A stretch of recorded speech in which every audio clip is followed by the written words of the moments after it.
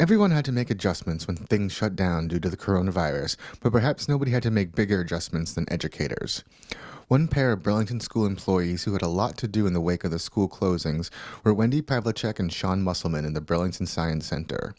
Rather than having to gather up iPads and other pieces of technology, Wendy had the daunting chore of making sure all of the center's animals were accounted for and in safe places while the schools were closed. The biggest thing was basically bringing all the animals back to a central location. There are classroom pets that stay in the classrooms all year long at the elementary schools, along with fish tanks. And then there are animals that just go in and out to visit. So my first goal was to get everybody back to a central location. And then I put out a staff and family email, and the community response was amazing.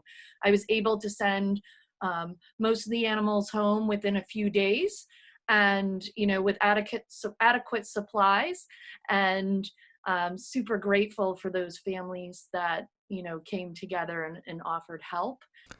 Wendy said early on instruction was more casual and she and Sean would put together videos for the students to watch at home. However, as time went on, the state put out power standards to ensure students were getting information they needed for their next grade level. So one thing we decided was to direct families and teachers to some good quality resources.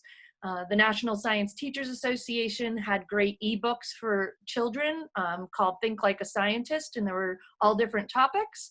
And then the school, we have some subscriptions through Discovery Education and other programs. So we were trying to focus on giving some quality resources, but we didn't want to overwhelm.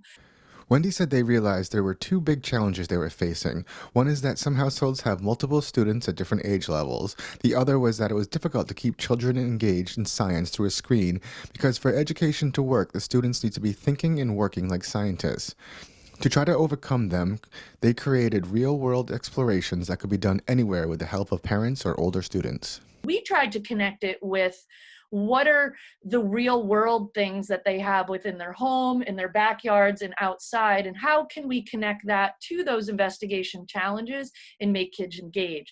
So those are things that are highly engaging, where they're things that are real world applications.